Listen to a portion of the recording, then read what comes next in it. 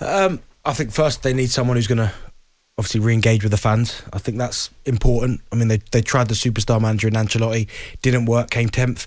Then they tried to go completely rogue with Rafa. Obviously, they weren't listening to the supporters on that appointment.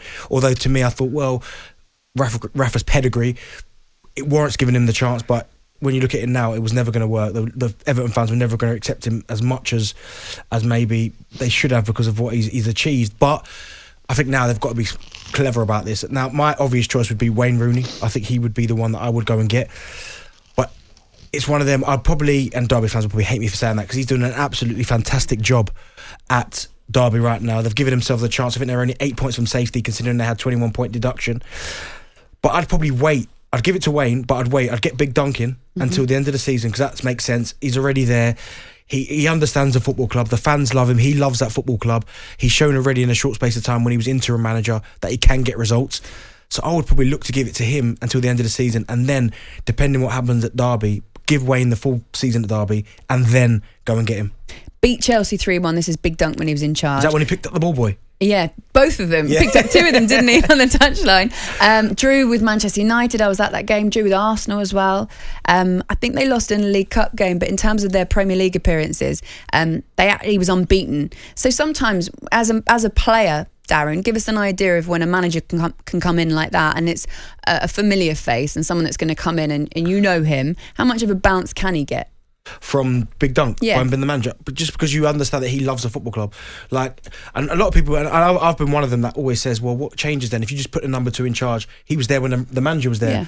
But if you look at them two, they're complete polar opposites. You've got one, as I said, who was Liverpool manager, was successful at Liverpool, and then you've got someone who's an Everton legend, and you just think, well, how is that dynamic ever going to work?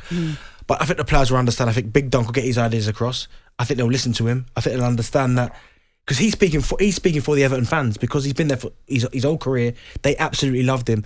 So I think he will get a tune out of the players. He'll make them players appreciate what it's like to wear that shirt. But if they're looking long-term manager, I would be going for Wayne Rooney. But he's got a project to finish at Derby. So I'd probably wait to the end of the season, give it to Big Dunk, and then make a decision. But if they are going to make a decision at the end of the season on who their long-term manager is going to be, it has to be Wayne Rooney. In terms of how Everton have spent since Farhad Mashiri's come into the club, they've spent a lot. We had Big Sam on earlier on who was at great lengths to say, yeah, but look at what they've sold as well. Obviously, they sold Lukaku for 75 million, a few other players as well. But is it the investment and the areas of investment that they're getting it wrong? And this is no disrespect to these players necessarily, but 38 million for Alex Iwobi, that's the one that jumps off the page because you think, he wasn't really playing at Arsenal. I bet Arsenal couldn't believe.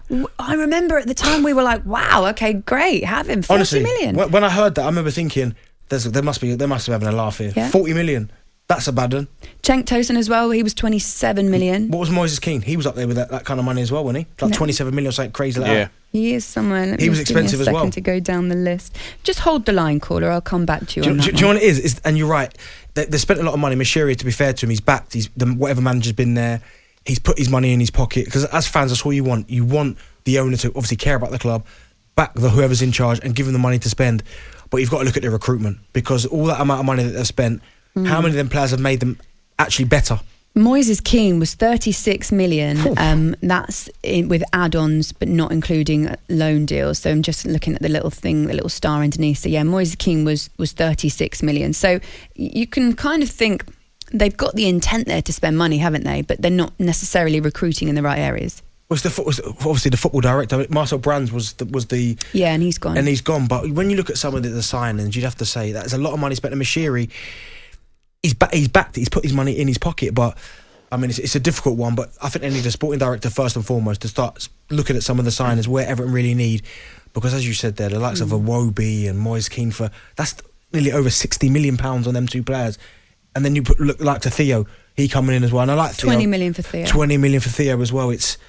Whoever sanctions some of these deals, it's just not good enough. TalkSPORT Breakfast with Laura Woods. Monday to Wednesday mornings 6 till 10. On AM, on DAB, via the TalkSPORT app and on your smart speaker. TalkSPORT.